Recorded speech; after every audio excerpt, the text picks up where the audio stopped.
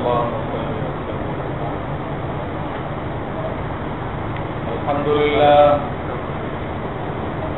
الحمد لله نحمده ونستعينه ونستغفره ونؤمن به ونتوكل عليه ونعوذ بالله من شرور أنفسنا ومن سيئات أعمالنا من يهده الله فلا مضل له ومن يضلل فلا هادي له ونشهد أن لا إله إلا الله وحده لا شريك له ونشهد أن سيدنا ومولانا محمدا عبده ورسوله صلى الله تعالى عليه وعلى آله وأصحابه وبارك وسلم. أما بعد فأعوذ بالله من الشيطان الرجيم. بسم الله الرحمن الرحيم.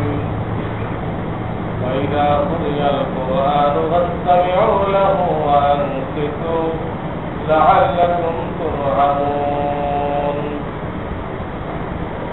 وقال رسول الله صلى الله عليه وسلم: يا علي ثلاثة لا تؤخرها: الصلاة إذا آنت، والأيم إذا وجدت لها كفوا، والجنازة إذا حضرت، أو كما قال رسول الله صلى الله عليه وسلم.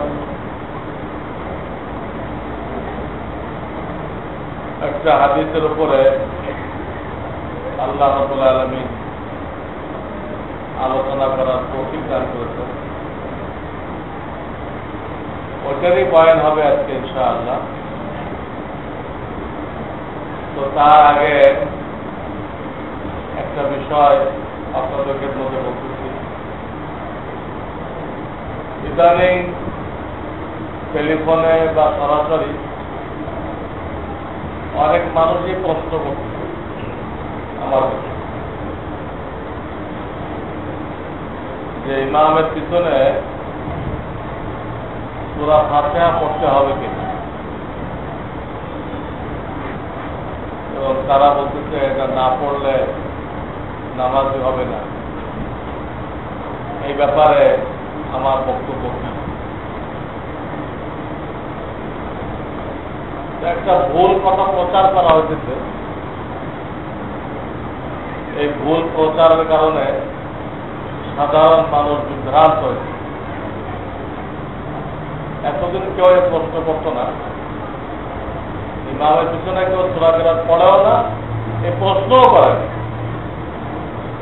এখন বোঝা গেল যে একটা বিভ্রান্ত দল তারা আমাদের মধ্যে এই কথাটা ব্যাপকভাবে প্রচার করতেছে যে তোমাদের নামাজ নাই, তোমরা ইমামের পিছনে সূরা ফাতিহা পড়ো না, তোমাদের নামাজ হয় না। এটা একটা গলত মত।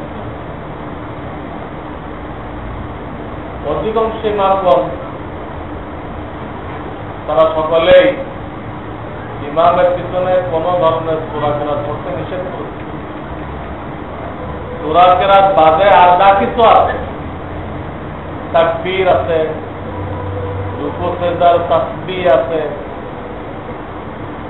খানা আছে, আত্তাহিয়াত আছে, দুরুদ আছে, দোয়া মাসুর আছে, এইগুলো সবই পড়তে হবে ইমামের পিছনে। শুধু সূরা কিরাতের ব্যাপারে মাসআলা এই যে ইমামের পিছনে সূরা কিরাত পড়া মাকরুহ তাহরিমি, হারামের কাছাকাছি, জায়েজ নেই। এই হলো এই ব্যাপারে এটা কোরআনেও ফয়সালা করা হয়েছে, হাদিসে পাকের মধ্যেও ফয়সালা করা হয়েছে। কিন্তু একটা গ্রুপ একটা হাদিস না বুঝে নিজেও গোমরা হইতেছে, মানুষকেও গোমরা করছে। এই জন্য কথাটা মাঝখানে আমার বলার প্রয়োজন দেখা যায়। ইমামের পিছনে এক সময় সূরা কেরাত পড়া হয়েছে। ইসলাম একদিনেই পূর্ণাঙ্গ রূপ নেয়নি, আস্তে আস্তে আস্তে আস্তে পরিপূর্ণ হয়েছে। এক জামানায় নবী আলাইহিস সালামের পিছনে লোকেরা সূরা ফাতিহা পড়ত, কিন্তু যখন এই আয়াত নাযিল হলো, প্রসিদ্ধ আয়াত এটা, ওয়াইদা কুরিয়াল কুরআনু ফাসতামিউ লাহু ওয়া আনসিতু লাআল্লাকুম তুরহামুন। এর অর্থ হলো যখন ইমাম কর্তৃক কোরআন থেকে কিছু পড়া হবে, তখন তোমরা একদম খামোশ থাকো এবং ওইদিকে তোমার ধ্যান খেয়ালকে ওইদিকে রেখে দাও। ইমাম কি পড়তেছে ওইদিকে ধ্যান খেয়ালকে রেখে দাও, তাহলে তোমাদের উপরে রহম করা হবে। এই আয়াতের শানে নুজুল যদি আপনাদের কাছে বাংলা কোনো তফসির থাকে, ঘরে খুলে থাকে, এক জামানায় যে নবী আলাইহিস সালামের পিছনে সূরা ফাতিহা পড়া হইতো, এইটাকে নিষেধ করার জন্য, যে এখন তার পড়া চলবে না, নিষেধ করার জন্য এই আয়াত নাযিল হয়েছে। অষ্টম পারা এই আয়াত নাযিল করা হয়েছে। এবং ইমাম আহমদ বিন হাম্বল রাহমাতুল্লাহ আলাইহি, ইনি একটা মাযহাবের ইমাম। ইমাম আহমদ বিন হাম্বল তিনি বলতেছেন এই আয়াতকে এটাই শানে নুজুল, এই ব্যাপারে ইজমা হয়ে গেছে, এই ব্যাপারে ঐক্যমত প্রতিষ্ঠিত হয়ে গেছে, যেটা ইমামের পিছনে সূরা ফাতিহা নিষেধ করার জন্য এই আয়াত নাযিল হয়েছে। ইনি একজন মাযহাবের ইমাম। 4টে মাযহাব আছে, সব মাযহাব ঠিক।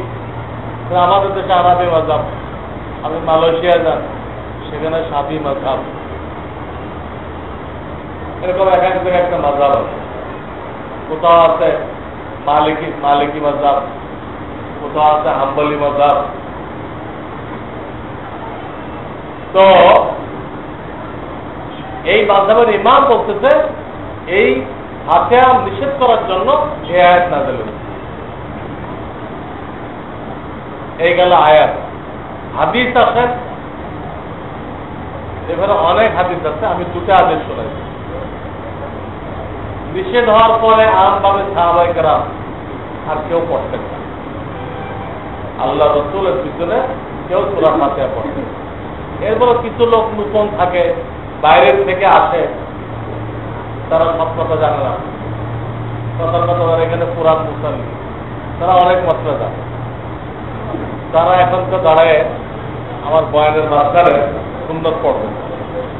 তো নতুন একটা মুসলিম যদি আসে, যে মাসলাই জানে শোনেও নাই, দেখা যাবে বয়ানের মাঝখানে কি করবে, হ্যাঁ, দুকুল মসজিদ আরম্ভ যায় নেই, জানেই না। প্রায় জায়গায় মশলা বয়ান করা হয়। ওই জামানোর এই অবস্থা ছিল, কিছু নতুন মানুষ আসতো, নতুন মুসলমান হয়েছে, কোনো এলাকার থেকে আসছে। এমন কেউ একবার ফজরের নামাজে চুপে চুপে সূরা ফাতিহা পড়তেছিল। নবী আলাইহিস সালামের পিছনে ফজরের নামাজে সূরা ফাতিহা পড়তেছিল। যেহেতু কোনো আওয়াজ করে নাই, এই জন্য নামাজের পরে নবী আলাইহিস সালাম এইভাবে প্রশ্ন করলেন যে তোমাদের কেউ কি আমার পিছনে কোন সূরা কেরাত পড়তেছিলে? আওয়াজ করে নাই। আওয়াজ করলে প্রশ্ন এইভাবে করতেন না, তাহলে প্রশ্ন করতেন কে পড়তেছিল, আমি যে আওয়াজ পাইলাম কে পড়তেছিল, এই প্রশ্ন করতেন। যেহেতু আওয়াজ করে পড়ে নাই, এই জন্য আল্লাহ রাসূল সাল্লাল্লাহু আলাইহি সাল্লাম ওই প্রশ্ন করেন নাই, প্রশ্ন করতেন যে তোমরা কি কেউ পড়তেছিলে? তখন একটা লোক বলল, হুজুর আমি পড়তেছিলাম মনে মনে।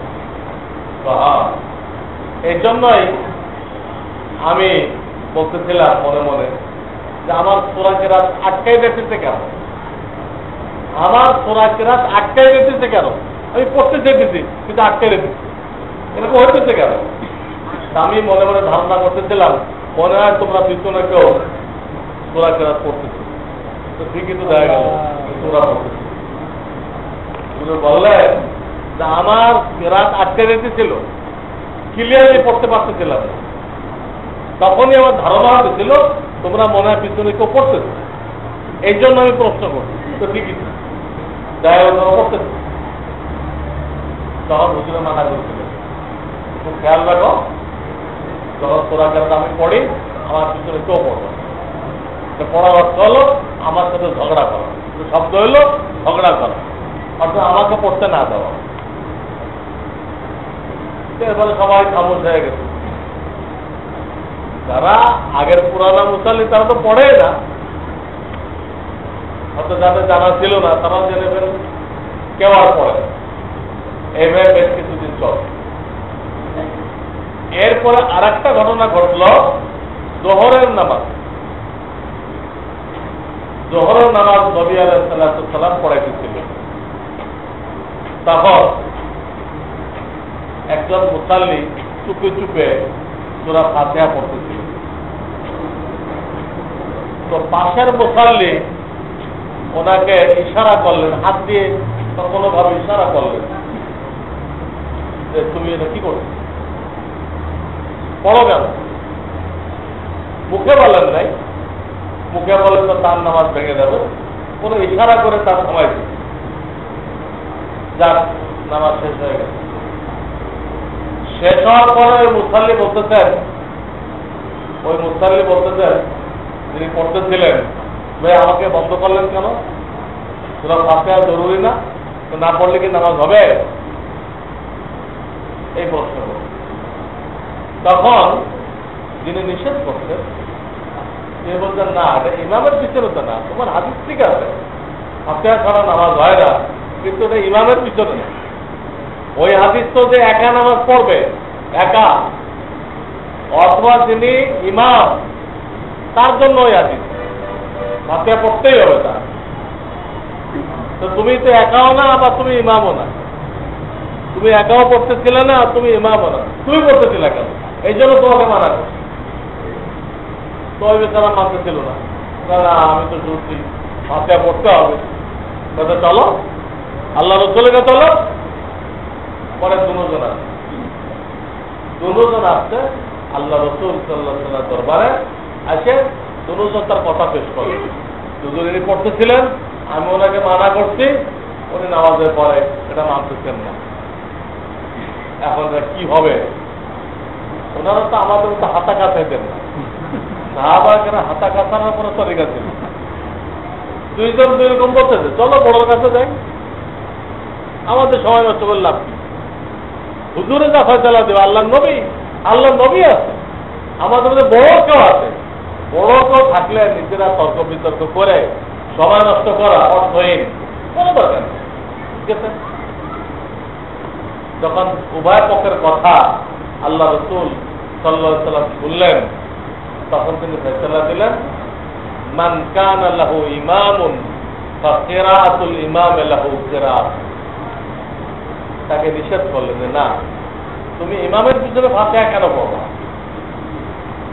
কারণ তোমার জন্য মাসলা হলো মান কানা লাহু ইমামুন ফাকিরাতুল ইমাম লাহু কিরাতুন। অর্থ হলো যে ব্যক্তির ইমাম থাকবে তার ইমামের কিরাত তার কিরাত, তার ইমামের কিরাত তার কিরাত। এই কথা বলে আল্লাহ রসুল সাল্লাল্লাহু আলাইহি ওয়াসাল্লাম ওই লোকটাকে এই ফয়সালা দিলেন যে তুমি ইমামের পিছনে এই সিররি নামাজ, আগের ঘটনা ছিল জাহরি নামাজ, আগের ঘটনা ছিল যেখানে কেরাত জোরে পড়া হয়, আর দ্বিতীয় ঘটনা এটা হলো যেখানে কেরাত আস্তে পড়া হয়, যেখানে কেরাত সূরা কেরাত আস্তে পড়া হয়। কোনো প্রকার নামাজে কিন্তু নিষেধ হয়ে গেল। জোহরের নামাজে আগে নিষেধ হয়ে গেছে, আস্তে নামাজও জোহরের নামাজে নিষেধ হয়ে গেল, ইমামের পিছনে পড়া যাবে না। এইসব হাদিস যারা রেফারেন্স সহ জানতে চান, দেখতে চান, আমার লেখা একটা কিতাব আছে, ওখানে মূল হাদিস আরবিতে দেওয়া আছে, আবার সেই সাথে ওর অনুবাদ দেওয়া আছে, এবং হাদিসের কোন কিতাবের কোন ভলিউমের কত নম্বর পৃষ্ঠায় তাও দেওয়া আছে। এখানে মুয়াজ্জিন সাহেবের কাছে পাওয়া যাবে। ওই কিতাবের নাম হলো হাদিসে রসুল, হাদিসে রসুল সাল্লাল্লাহু আলাইহি ওয়াসাল্লাম। তবে হাদিসগুলো বললাম ওখানে পাওয়া যাবে হাদিসে রসুল। আমার আর একটা কিতাব নাম নবীজির সুন্নাত, ওটার সাথে কাজ করা লাগে।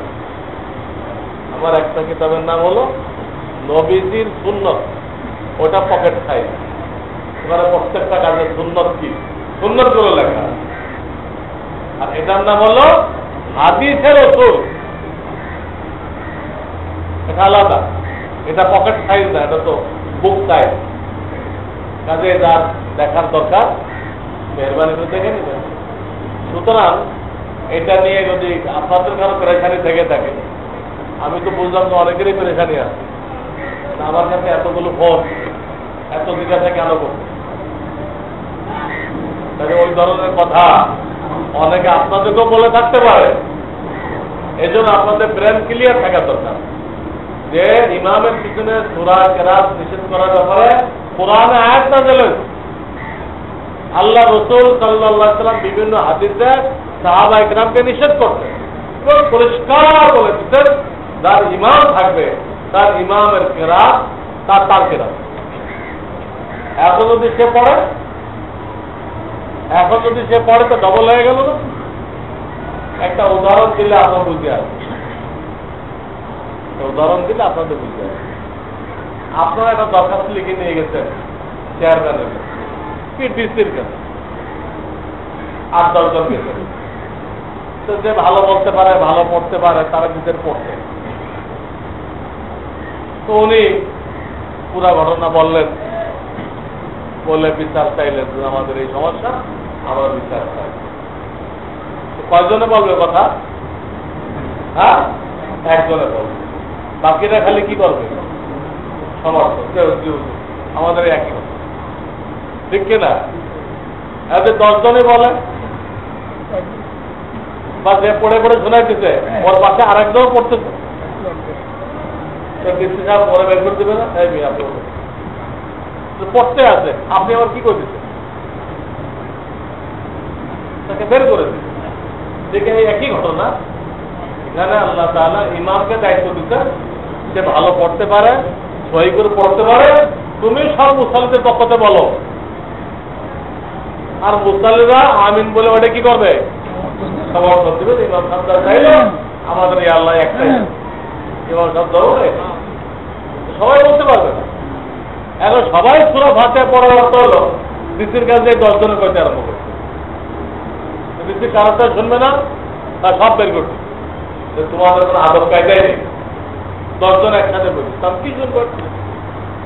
এটা তো এরকম বেয়াদবি। এটা যে বলতে পারে তাকে তো ইমাম বানানো হয়েছে, যে সহি পড়তে পারে, আল্লাহ দরবারের আদব কায়দা ভালো করে জানে, তাকে ইমাম বানানো হয়েছে। কিন্তু সবাই পড়ার দরকার নেই। এই মশলা আপনাদের ক্লিয়ার থাকা দরকার। আশা করি আপনারা আরো 10 জনকে বুঝাইতে পারবেন। কোরআনের আয়াত নাযিল হয়েছে, হাদিস পরিষ্কার বলা হয়েছে, এরপরে এটা নিয়ে বাড়াবাড়ি করা যে না ফাতিহা না পড়লে নামাজ হবে না। হাদিস আছে, কিন্তু ওই হাদিসটা কার জন্য? ওই হাদিসটা ইমামের জন্য, এবং যে একা নামাজ পড়তেছে তার জন্য। হাদিসটা আরবি শব্দ এই, লা সালাতা লিমান লাম ইয়াকরা বিউম্মিল কুরআন ফাসাইদা। এলা হাদিস ঠিক আছে, কিন্তু হাদিসটা কার জন্য প্রযোজ্য এটাতে তারা ভুল করছে। এই হাদিসটা একমাত্র ইমামের জন্য, আর যে একা নামাজ পড়ে। কিছু লোক না বুঝে এই হাদিস নিয়ে যে ইমামের পিছনে তার উপরে লাগাইছে, লাগায় এই হাদিস আর আমি যে হাদিসগুলো শুনাইলাম এর মধ্যে সংঘর্ষ করে, সেও যদি হয় তো ওই হাদিসগুলো কি হবে? সব হাদিসটা টক্কর লেগে গেল। অ্যাক্সিডেন্ট হয়ে গেছে, এই জন্য এটা ঠিক না। এটা একটা জরুরতের কথা ছিল, সময় ভিত্তিক কথা ছিল। এখন আমি যে বিষয়ে কথা বলতেছিলাম গত জুমায় অধিক চলে গেছে। ওই হাদিসের মধ্যে একটা বিষয় বলা হয়েছিল যে নামাজের যখন মুস্তাহাব টাইম আসবে তখন তোমরা আর দেরি করো। নামাজের টাইম কিন্তু লম্বা, কোন নামাজের টাইম শর্ট নেই। ফজরের টাইম তো দেখেন 6 ঘন্টার কম না। ফজর জোহরের টাইম এই মৌসুমে ধরেন 12টা 12:15 থেকে নিয়ে 4:30 পর্যন্ত কয় ঘন্টা হবে? 4.5 ঘন্টা, তারও বেশি। 12:15 ধরলে এদিক কিন্তু আছে না, 12টা থেকে শুরু হয়। হ্যাঁ 12টা থেকে 12টা ধরলে 4.5 ঘন্টা হয়। আচ্ছা ধরলাম 4.5 ঘন্টার মতো জোহরের টাইম, আসরের টাইম 2 ঘন্টার মতো। 4:30টায় হয় আর প্রায় 7টার কাছাকাছি বেলা ডুবে। 4:30টা থেকে 6:45 পর্যন্ত কত? হ্যাঁ 3.5 ঘন্টা। আসরের টাইম হলো 5। মাগরিবের টাইম 6 ঘন্টা কম নেই, কোন মৌসুমে 1.5 ঘন্টা হতে পারে। ঈশার টাইম মাগরিবের টাইম শেষ হওয়ার থেকে নিয়ে সবে 7:01 পর্যন্ত, ঈশার টাইম।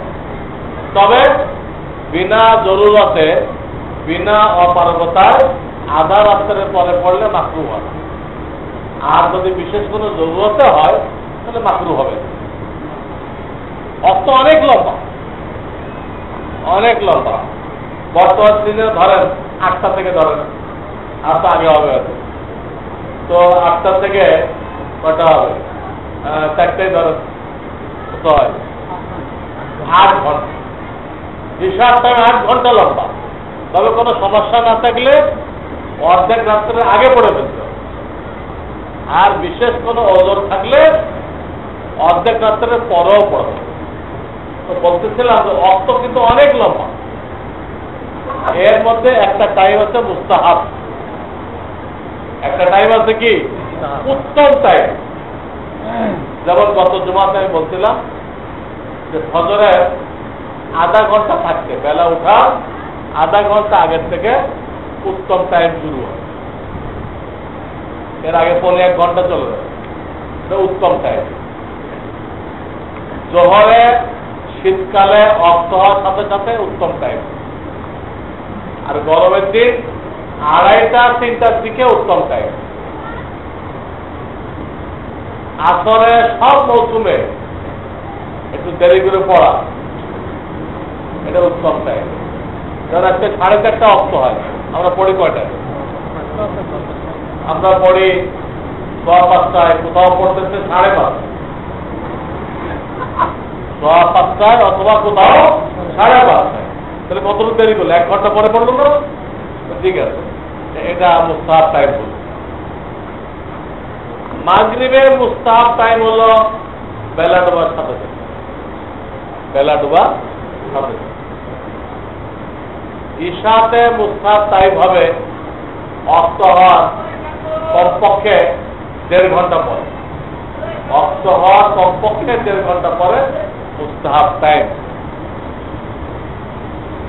যদি 8টায় অস্ত হয়, 9টা, 9:30 থেকে প্রায় অর্ধেক রাত পর্যন্ত এটা হলো মুস্তাহাব টাইম। এই হাদিসে বলা হচ্ছে প্রত্যেকটা নামাজের মুস্তাহাব টাইম যখন এসে গেল, তুমি আর দেরি করবে না, সাথে সাথে ওই ওয়াক্তের নামাজ পড়ে দেবে। এই একটা বিষয়। ওই হাদিসের দ্বিতীয় বিষয় বলা হয়েছে ওয়াল জানাজাতু ইযা হাযারা, জানাজা যখন প্রস্তুত হয়ে যাবে,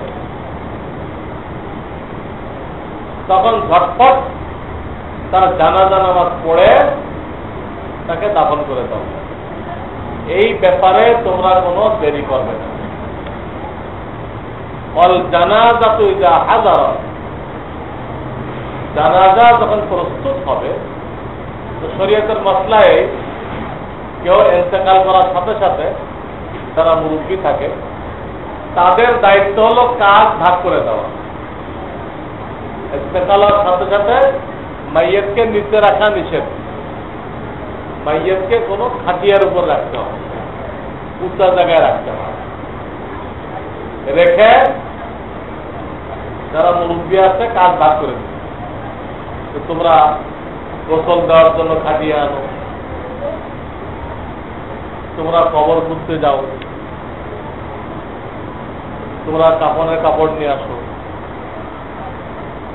তোমরা বলই পাতা দিয়ে পানি গরম করো। এইভাবে মুরব্বীর দায়িত্ব হলো টোটাল কাজগুলো ভাগ করে দেওয়া।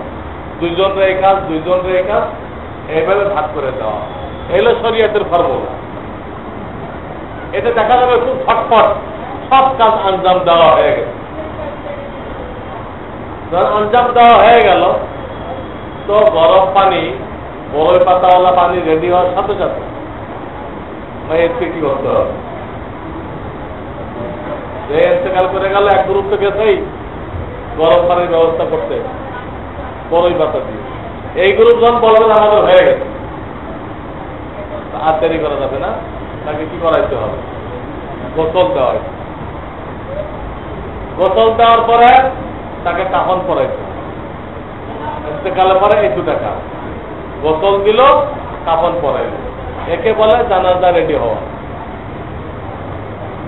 জানাজা রেডি হয়ে গেলে তখন জানাজা নামাজ পড়ে সাথে সাথে তাকে দাফন করতে। এলো শরীয়ত। এই ব্যাপারে দেরি করা নিষেধ। নবী করিম সাল্লাল্লাহু আলাইহি ওয়াসাল্লাম হাদিসে বলেছেন, অনেক হাদিস, আমি একটা হাদিস বলছি, লা ইয়াহিল্লু লিজিফাতি মুসলিমিন আন তুহবাসা বাইনা যাহরানা আহলি। কোন মুসলমানের লাশ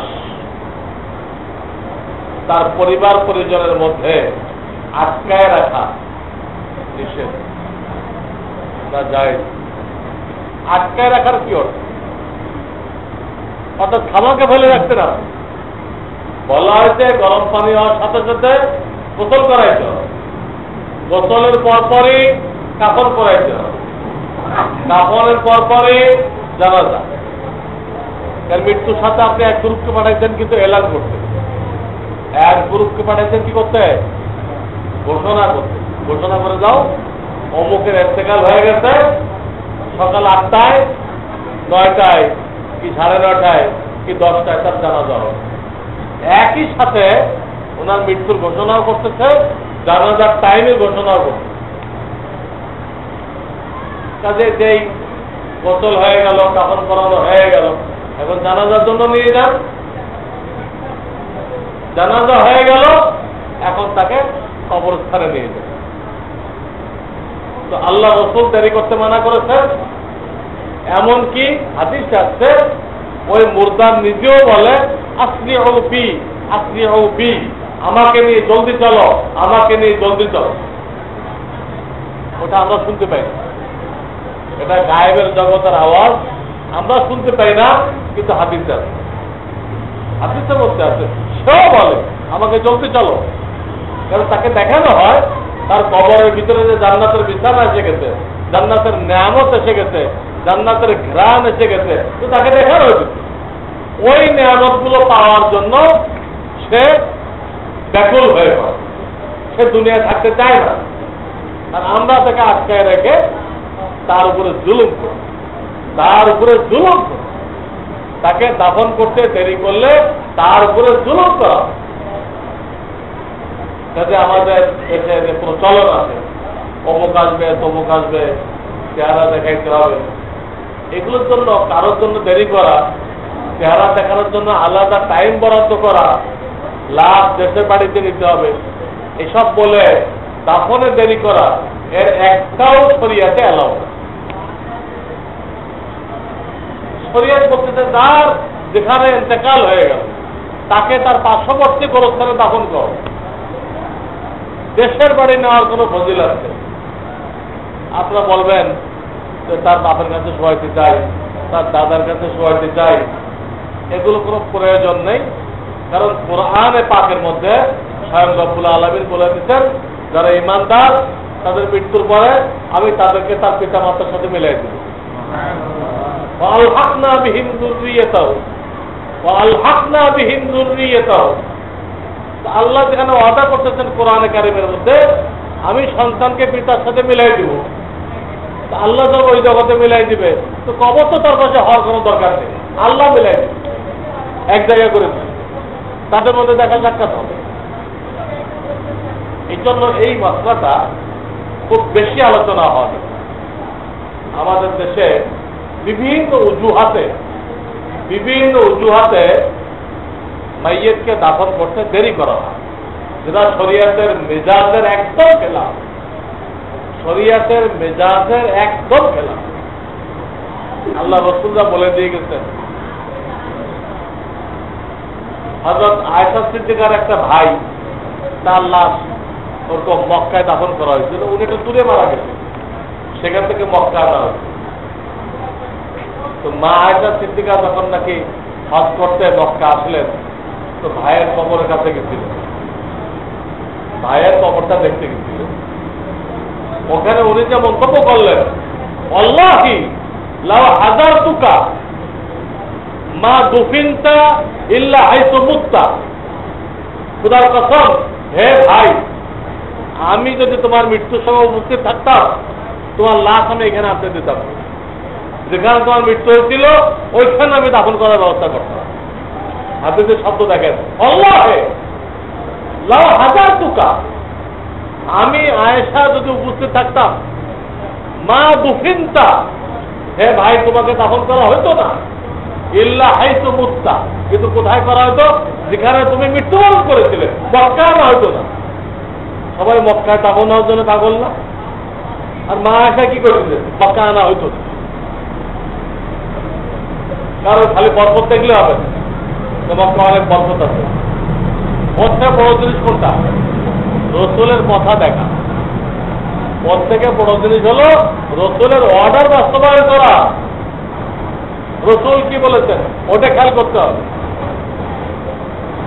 তিনি বলেছেন যার যেখানে মৃত্যু হলো তাকে দেরি না করে ওখানে দাফন করে দেবে, পার্শ্ববর্তী গোরস্থানে দাফন করে দাও, যাতে দ্রুত টাইমের মধ্যে সে জান্নাতের নিয়ামত পেয়ে যায়। তাকে জান্নাতের নিয়ামত থেকে বঞ্চিত করো না, তার লাশের উপরে জুলুম করো না বলে রেখেছে। সেটা আমাদের ব্যতিক্রম করা নিষেধ। এই জন্য অনেক জায়গায় জানাজা পড়ানোর পরে যে সম্মিলিত দোয়া করে, জানাজা পড়ানোর পরে সম্মিলিত দোয়া করে, এটা নিষেধ হয়েছে কেন? সরিয়ে নিষেধ হয়েছে এর একটা কারণে, একটা হাদিসে নেই, এরকম দোয়া হাদিসে নেই। আবার এই দোয়া করতে যে দাফনে কি হবে তেমনি ভাবে জানাজা নামাজের পরে চেহারা দেখানো কিতাবে নিষেধ করছে। জানাজা নামাজের পরে মুর্দারের চেহারা দেখানো নিষেধ। ওটার কারণ একটা যে দাফনে কি হয়ে যাবে, 10 মিনিট দেরি হলেও হবে, ওইটাও শরীয়ত এলাও করে দেবে যে না দেরি করার দরকার, ওকের মন্দিরে বসে। অথচ আমাদের না জানার কারণে জানানোর পরও দেখাইতেছে, এমনকি কবরে লাশ রাখার পরও কি করতেছে দেখাইতেছে। কবরে নামানো হয়ে গেছে তখন আরেকবার দেখাইছে। নাউযুবিল্লাহ মিন যালিক। তাহলে শরিয়াতের তালিম থেকে আমরা কত দূরে, শরিয়াতের তালিম থেকে আমরা কত দূরে চিন্তা করি। এই হাদিসের মধ্যে দ্বিতীয় অংশের মধ্যে এটা নিষেধ করা হয়েছে। দ্বিতীয় অংশের মধ্যে নিষেধ করা হয়েছে যে জানাজা যখন প্রস্তুত হয়ে গেল তোমরা আর কারোর জন্য দেরি করবে না, তোমরা জানাজা নামাজ পড়ে তাকে দাফন করে দেবে এবং সম্পূর্ণ ডাইন কাটে দাফন করবা, চিৎ করে না, চিৎ করে সিনা আকাশের দিকে, এটা না তো গলত করে। সিনা চেহারা সব কিবলার দিক থাকে, সিনার মধ্যে তলব আছে, কলবের মধ্যে ঈমান আছে, এই সেনা কিবলা দিক থাকে। তাহলে ঘাড় মুচড়াই দিলে হবে না, ঘাড় মুচড়াই দিলে হবে না, ডাইন কাতে শোয়াইতে হবে। এই কথাগুলো প্রত্যেকের দায়িত্ব তার ছেলেদেরকে বুঝাই দাও।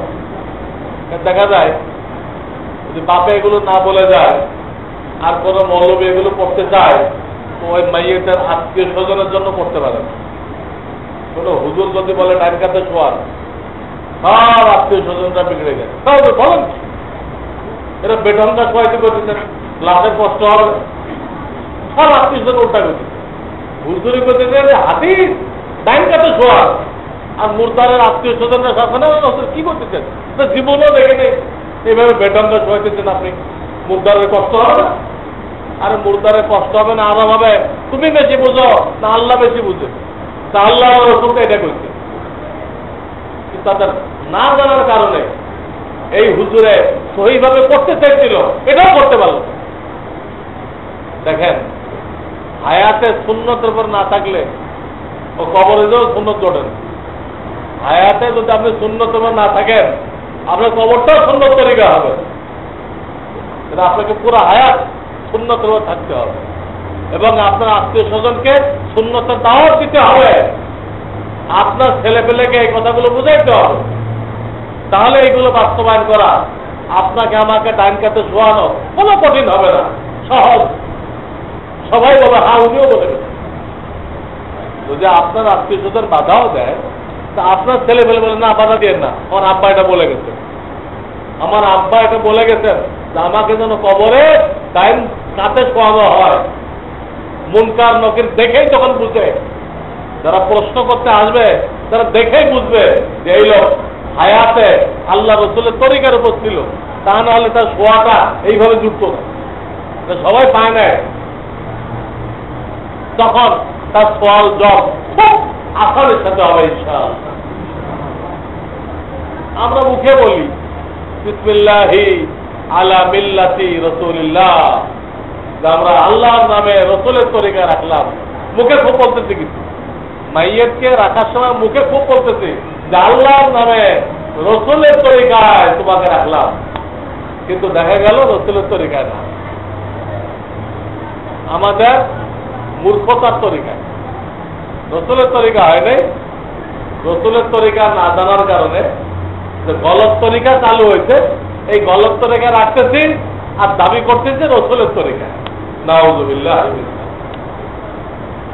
কত বড় ভুল। এই হাদিসের দ্বিতীয় অংশের মধ্যে এই ভুলগুলো সংশোধন করে শর্ট টাইমের ভিতরে মুর্দাকে কবরে রাখতে বলা হয়েছে। কাজেই ওই দেশে নেওয়া যাবে, ছেলে আসবে মেয়ে আসবে হংকং থেকে অমুক জায়গা থেকে, তাদের জন্য দেরি করা যাবে। উনি বিখ্যাত লোক ছিল, উনি এলাকায় অমুক পার্টির নেতা ছিল, কর্মীরা আসবে, হ্যাঁ ওনারা সেলুট দিবে, এসবের জন্য কি করা যাবে? হ্যাঁ দেরি করা যায়, দেরি করা যায় নেই। নর্মাল গোসল হবে, কাপন হবে, এর মধ্যে যারা দেখতে পাবে দেখে দিবে। এই লোক ওই হাদিসের মধ্যে 3 নম্বর যে বিষয়টা বলা হয়েছে, দুটা হয়ে গেল। নামাজের মুস্তাহাব টাইম আসার পরে দেরি করা যাবে, দেরি করা যাবে। দেরি করলে হাদিস আসছে ওটা মুনাফিকের নামাজ। যারা শেষ ওয়াক্তে পড়ে ওদের ব্যাপারে হাদিস আসছে ওটা মুনাফিকের নামাজ। তারা শেষ ওয়াক্তের অপেক্ষা করে, যে শেষ ওয়াক্ত আসে হাদিস আসছে 4টে ঠোকর মারে, এই হাদিসের শব্দ। বসে বসে দেরি করে, এই পত্রিকা পড়ে, একটু গল্প করে, একটু নাটক দেখে, এই আলতু ফালতু কাজ করে সময় কাটাইতে। যে অস্ত শেষ তাড়াতাড়ি করে উজু করে 4 ঠোকর মারে। আসলে তো 8টা চিন্তা করে, তাহলে কাছে কটা চিন্তা করে? তো আল্লাহ তো 4 ঠোকর কেন বললেন? হাদিসের শব্দ হলো নাকারা আর বান। হাদিসের শব্দ কি? নাকারা, নাকারা মানে ঠোকর মারা, আর মান মানে 4 ঠোকর মারা। তো সিজদা তো কষ্ট 8টা, 4 কেন বলা হলো? এই জন্য বলা হয়েছে এক সিজদার থেকে উঠে সোজা হইতে হয়, সোজা হওয়ার পরে 1 তসবিহ বিলম্ব করতে হয়, সোজা হওয়ার পরে 1 তসবিহ বিলম্ব করতে হয়, দুই সিজদার মাঝখানে, এবং ওইখানে পড়তে হয় আল্লাহুম্মা ফিরলি। কি পড়তে হয়? এটা হাম্বলি মাযহাবে ওয়াজিব, আমাদের মাযহাবে সুন্নাত, এটা পড়তে হয়। এ কি করছে? মাথা অল্প একটু উঠে আবার না, সুজায় বসে নাই, আবার বসে যে এক তসবিহ দেরি করতে হবে ওর তো ধারে কাছেও নেই। এটা অল্প একটু উঠে আবার দিচ্ছে, দুই সিজদার মধ্যে পার্থক্য হয় নাই। হ্যাঁ, এই জন্য দুইটা মিলে কয়টা হয়েছে? একটা। এই জন্য আল্লাহ রাসূল কইছে ফানাকারা আরবা, চার ঠোকর মারে। এটাকে মুনাফিকের নামাজ বলা হয়।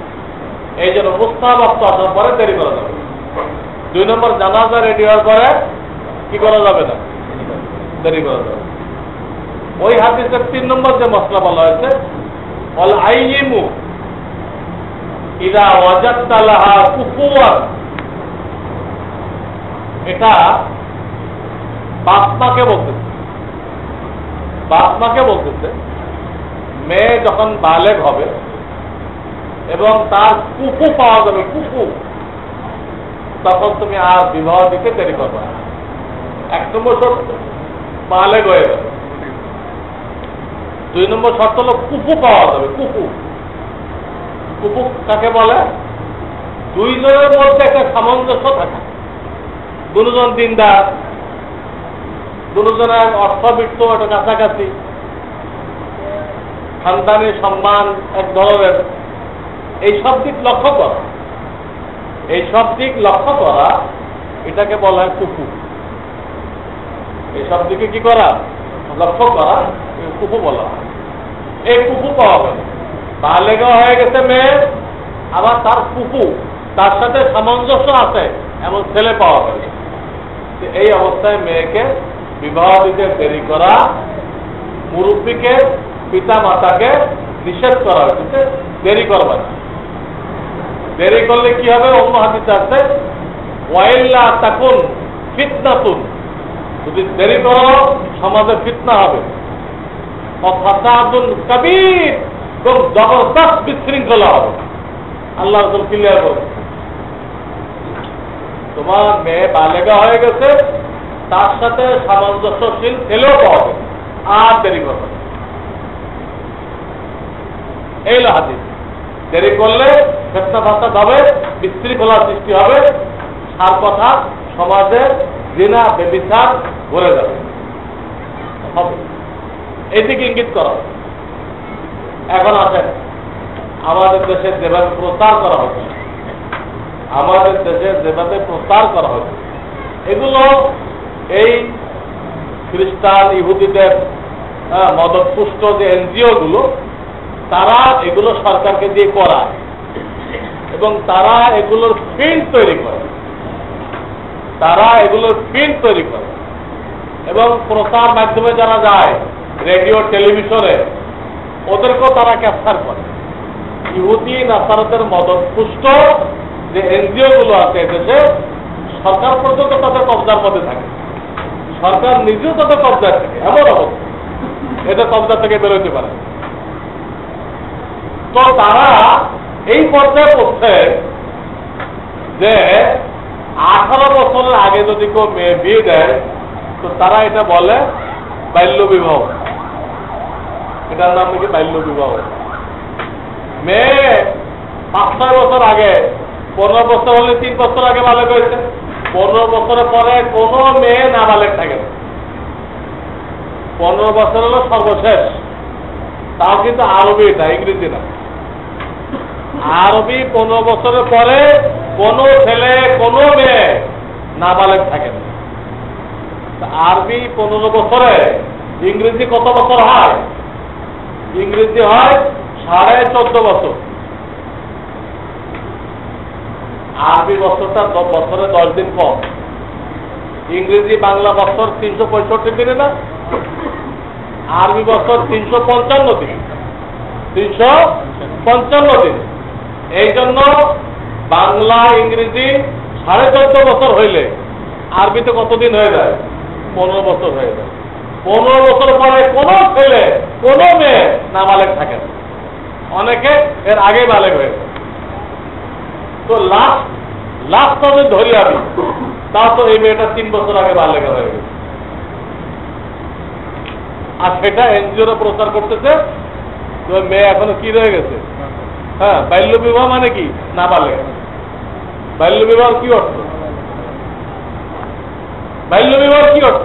নাবালককে বিবাহ দেওয়া হয়েছে।